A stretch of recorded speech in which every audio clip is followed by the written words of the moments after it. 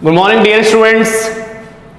बच्चों हमारा next lesson start होगा आज। कल हम लोगों ने इलेक्ट्रिक सर्किट के क्वेश्चंस किए थे, आज हम लोग magnetic effect of current, magnetism पर बात करेंगे। ठीक है, चलिए बच्चों, तो हम लोग टाइम वेस्ट तो करेंगे नहीं, लेक्चरबाजी में अपन लोग स्टार्ट करेंगे, अपना काम करेंगे भाई, जरूरी है। ठीक है, न्यूमेरिकल सीरीज का आप एंजॉय कर रहे होंगे, आप इसका बेनिफिट उठा रहे होंगे, यूटिलाइज कर रहे होंगे, जिससे आपका स्कोर मैक्सिमम से मैक्सिमम हो सके।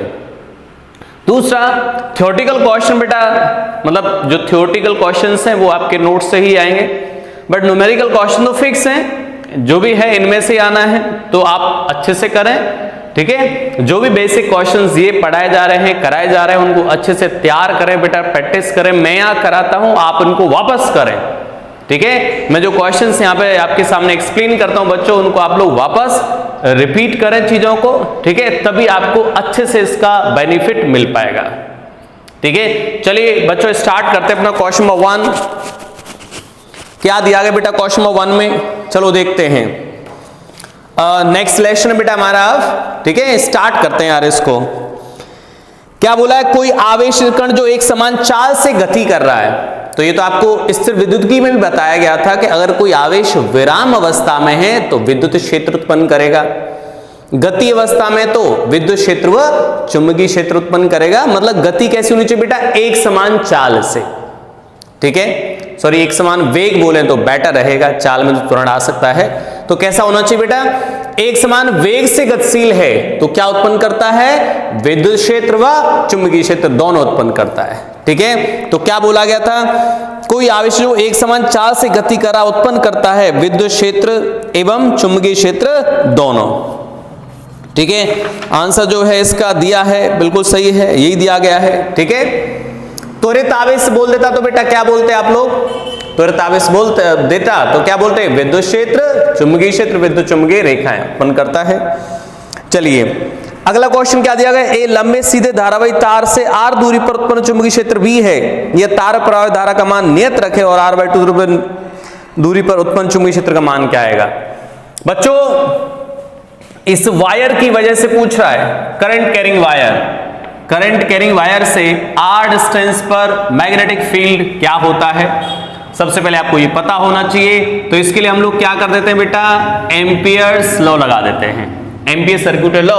तो क्या कहता है, इसकी वजह से बेटा मैग्नेटिक फील्ड, करंट इधर है, मैग्नेटिक फील्ड सर्कुलर आएगा, यानी कि चुंबकीय क्षेत्र इस तरफ आएगा बच्चों, चुंबकीय क्षेत्र इस तरफ, डीएल एलिमेंट भी इधर ही ले लो, तो दोनों बीच में एंगल कितना आ जाएगा, 0 डिग्री।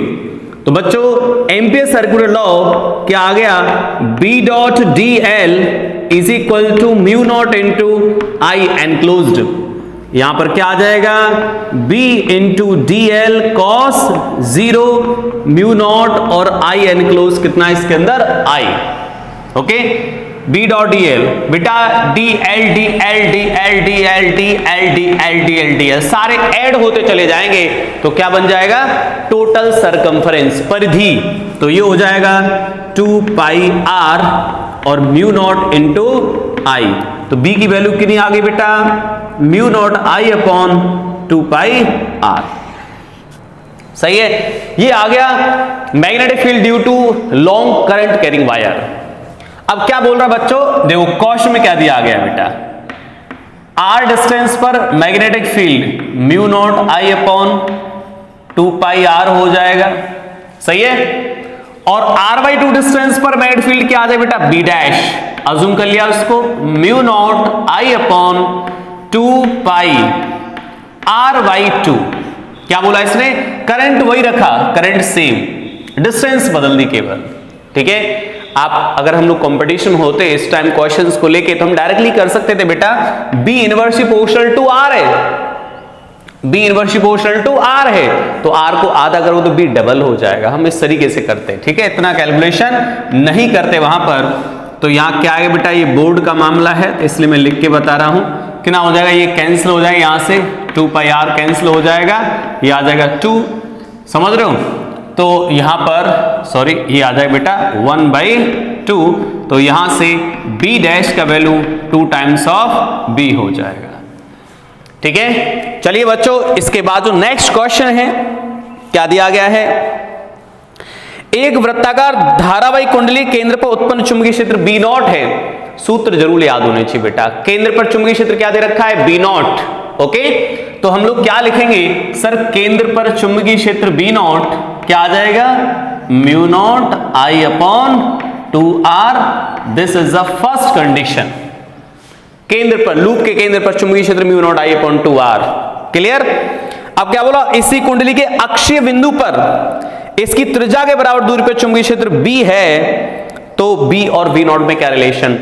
अब बेटा अक्षीय दूरी पर याद है चुंबकीय क्षेत्र क्या होता है? फॉर्मूला क्या होता है बताओ? Mu naught N I R square upon R square plus X square की पावर 3/2, यही होता है। यानी कि एक्सेस पर जो चुंबकीय क्षेत्र होता है बेटा वो कितना होता है? Mu naught I upon mu naught कितना हो जाएगा ये? Mu naught N I R square 2 times of R square plus X square. अब कितना दे रखा है हमें? बी।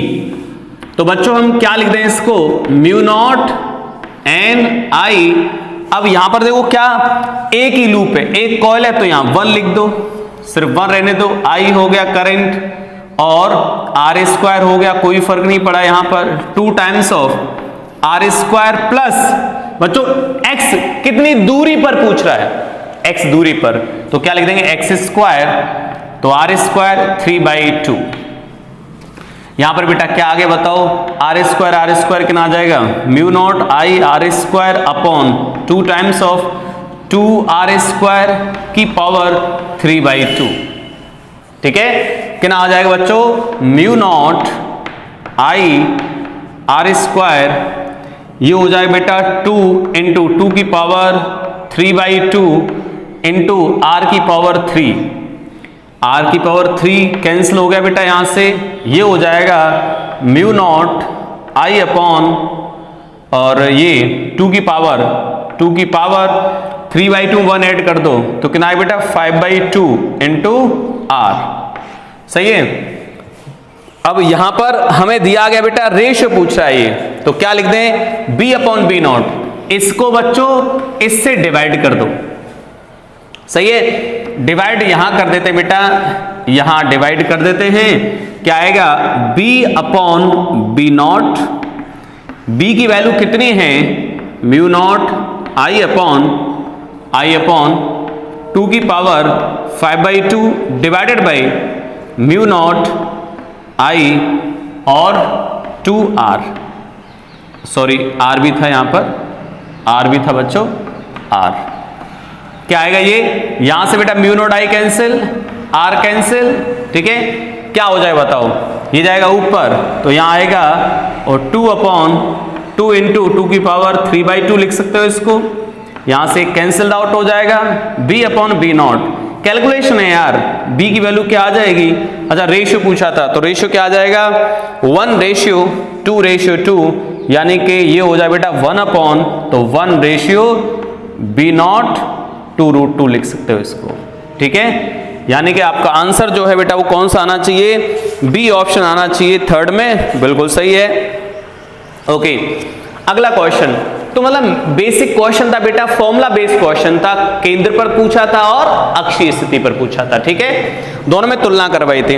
अब आ गया हेल्महोल्ट्ज कुंडलियों का उपयोग। तो मैंने क्लासरूम में बताया था बेटा हेल्महोल्ट्ज कुंडलियों का क्या मतलब है। जब हमें एक समान चुंबकीय क्षेत्र की जरूरत पड़ती है वहां पर हम हेल्महोल्ट्ज कुंडलीज का उपयोग करते हैं। ठीक है, तो कौन सा ऑप्शन आ जाएगा? एक समान चुंबकीय क्षेत्र प्रोवाइड करने के लिए। ठीक है, अगला क्वेश्चन, कुंडलियों के परस्पर लंबवत है, कुंडली ए के कारण केंद्र पर चुंबकीय क्षेत्र, तो बेटा ओवेनस के परिणामी चुंबकीय क्षेत्र, 2 कुंडलियां दी गई हैं। ठीक है, एक कुंडली इस तरीके से दी गई है बेटा और एक कुंडली इस तरीके से दी गई है। ठीक है, एक इधर और एक इधर। बच्चों मान लेते हैं इसके कारण जो चुंबकीय क्षेत्र है इधर है, डायरेक्शन इधर आ जाएगी, और इसके कारण इधर, तो बच्चों ऐसे आ गया चुंबकीय क्षेत्र B और इसकी वजह से भी B, तो परिणामी कितना आ जाएगा? B√2। परिणामी कितना आ जाएगा? B√2। ये आगे परिणामी चुंबकीय क्षेत्र। क्लियर? चलिए अगला क्वेश्चन, समान वेग से समरूप चुंबकीय क्षेत्र में लंबवत प्रवेशित निम्न में से किस कण पर सर्वाधिक बल लगेगा? अब बच्चों बल की बात करें, अगले क्वेश्चन को रीड कर लो आप अच्छे से, ठीक है।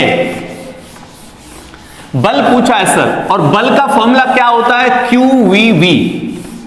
QVB। अब हमें बेटा चुंबकीय क्षेत्र तो सभी के लिए समान रहेगा भाई, प्रत्येक कण के लिए चुंबकीय क्षेत्र कैसा रहेगा यहां पर, समान। क्यों, एक समान चुंबकीय क्षेत्र में सभी को प्रेक्षित किया जा रहा है।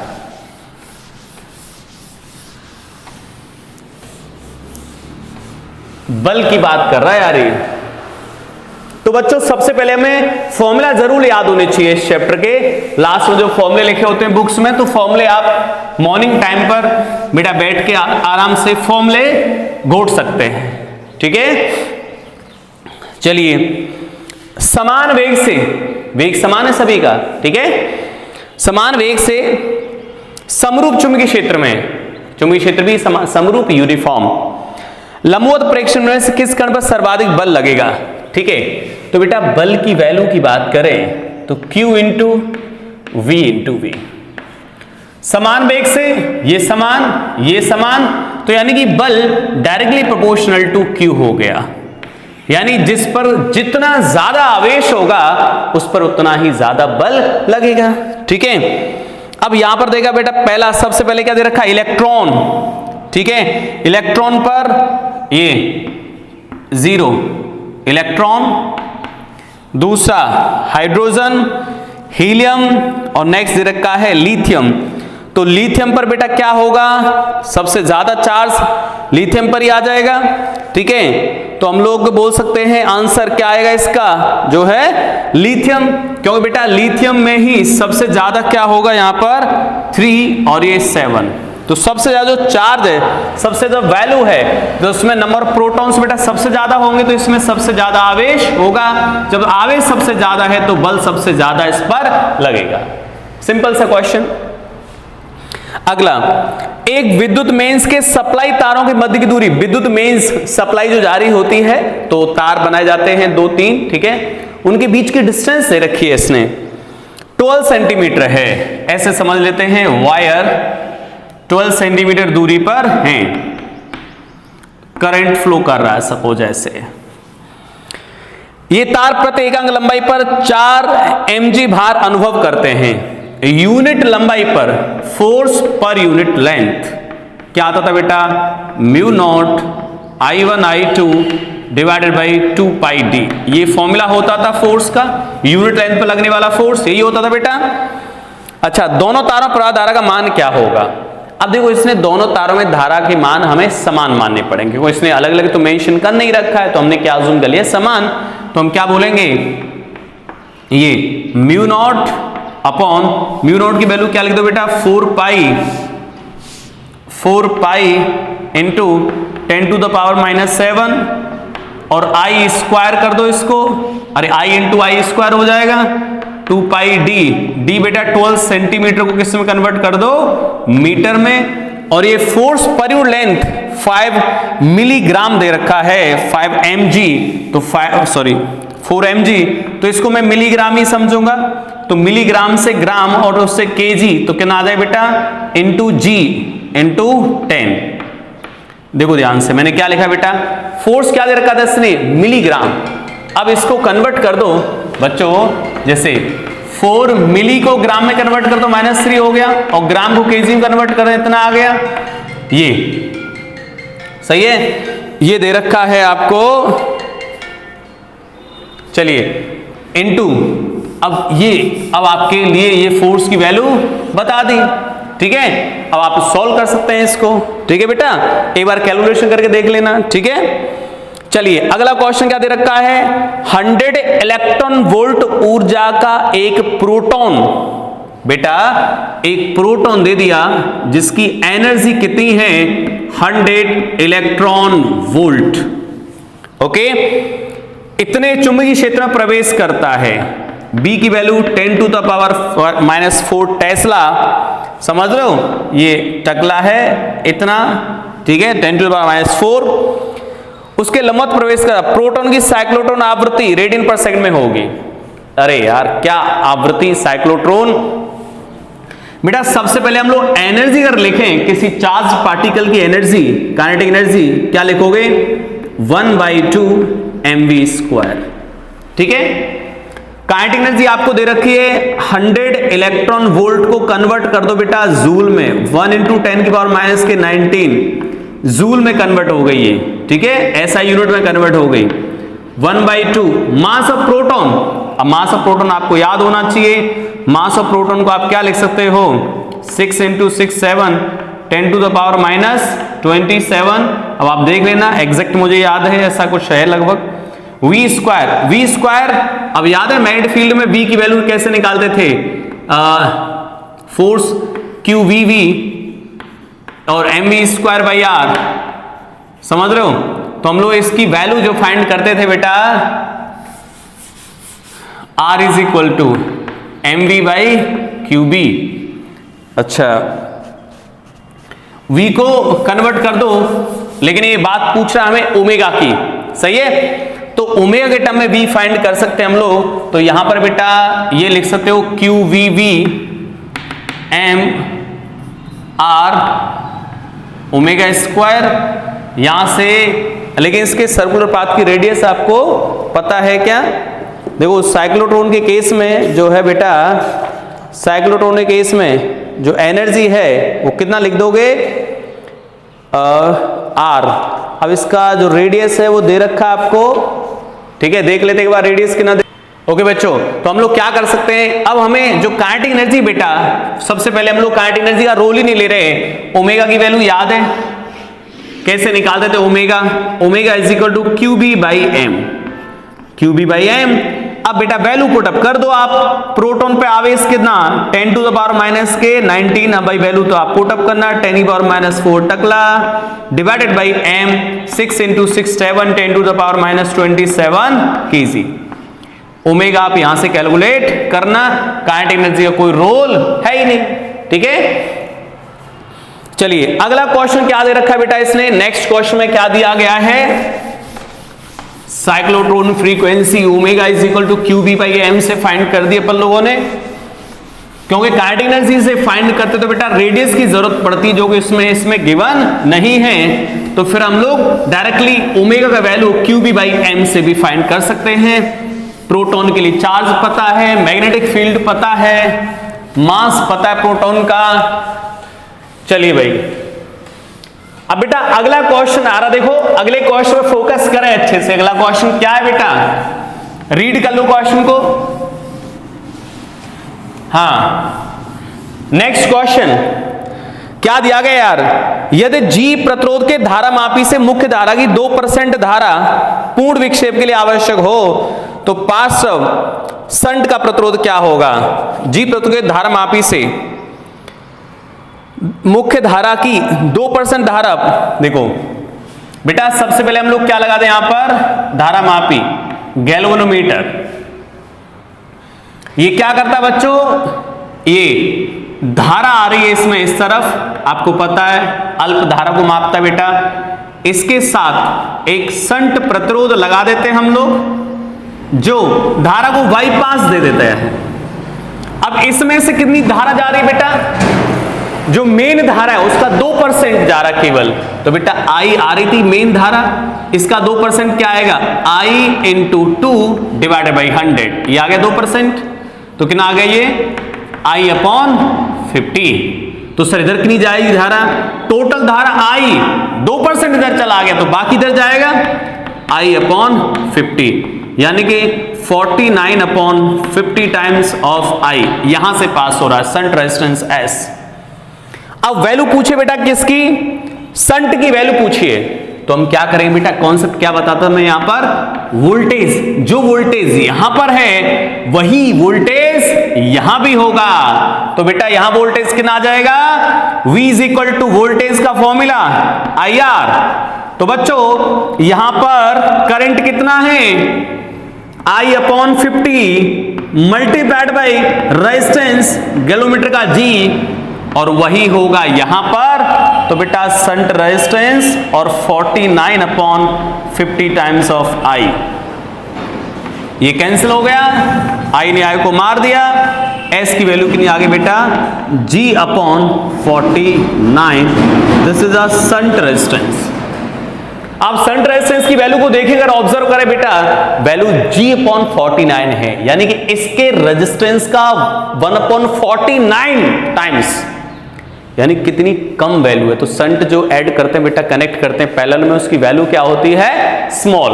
ठीक है, चलिए अब क्या दिया बेटा, एक परिनालिका में I विद्युत धारा प्रवाहित होने से उत्पन्न चुंबकीय क्षेत्र B है। परिनालिका की लंबाई व फेरों की संख्या को दुगुना करने पर वही चुंबकीय क्षेत्र प्राप्त करने के लिए प्रवाह धारा करनी पड़ेगी। देखो, परिनालिका के अंदर मैग्नेटिक फील्ड कितना होता है बेटा, मैग्नेटिक फील्ड होता है μ0 Ni।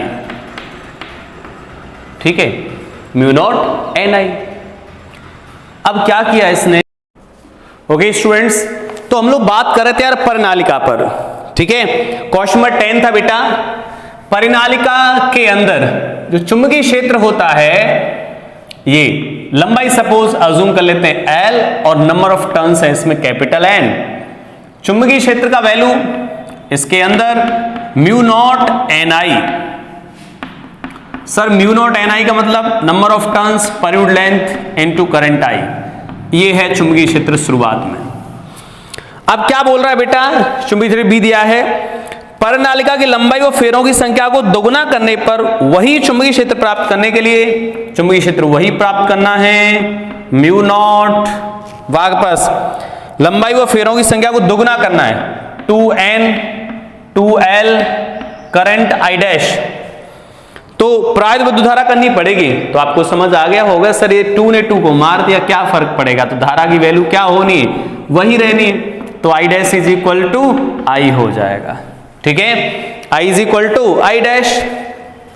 चलिए, एक टॉरॉइड के अंदर उत्पन्न चुंबकीय क्षेत्र का मान B है, या टॉरॉइड के एकांक लंबाई में फेरों की संख्या N एवं इस धारा I, तो इसके अंदर तो इसके बाहर चुंबकीय क्षेत्र, तो टॉरॉइड का मतलब बेटा ये सिरा विहीन परिनालिका। ठीक है, याद है बताया था मैंने पर टॉरॉइड इस तरीके से सिरा विहीन, तो यहां पर चुंबकीय क्षेत्र कहां उत्पन्न होता है, यहां चुंबकीय क्षेत्र 0, यहां चुंबकीय क्षेत्र 0, सिर्फ और सिर्फ इसकी अक्ष अंदर उत्पन्न होता है। तो बाहर पूछ रहा है, तो बाहर चुंबकीय क्षेत्र 0 हो जाएगा। किसी चल कुंडली धारामापी को एक वोल्ट मीटर में रूपांतरित करना है, बेटा गैलोमीटर से वोल्ट मीटर बनाना है, क्या करना पड़ेगा, उच्च प्रतिरोध श्रेणी क्रम में जोड़ना पड़ता है। इस अरेंजमेंट को क्या बोलते हो, वोल्ट मीटर। तो एक उच्च प्रतिरोध बेटा इसके श्रेणी क्रम में आपको जोड़ना पड़ेगा। ठीक है, तब जाके कन्वर्ट हो पाएगा ये वोल्ट मीटर में। ओके, आदर्श वोल्ट मीटर में आदर्श अमीटर के प्रतिरोध होने चाहिए। आदर्श वोल्ट मीटर अनंत प्रतिरोध इनफाइनाइट रेजिस्टेंस, और आदर्श अमीटर जिसका प्रतिरोध 0 होता है। तो कौन सा आंसर आ जाएगा बेटा, अनंत एवं 0। चलिए बच्चों, तो ये हमारे न्यूमेरिकल बेसिक न्यूमेरिकल थे, कंप्लीट हो गए। ठीक है, इतना सा टाइम लगता है यार 20 से 25 मिनट, तो आप लोग न्यूमेरिकल्स के लिए निकाल सकते हो। ठीक है, चलिए बच्चों, नेक्स्ट क्लास में लेंगे नेक्स्ट टॉपिक के साथ, नेक्स्ट क्वेश्चंस के साथ। ठीक है, और एक नई एनर्जी के साथ। तो आप लोग लगे रहें और अपना वर्क करते रहें कंटिन्यू। चलिए, ओके, थैंक्स फॉर वॉचिंग।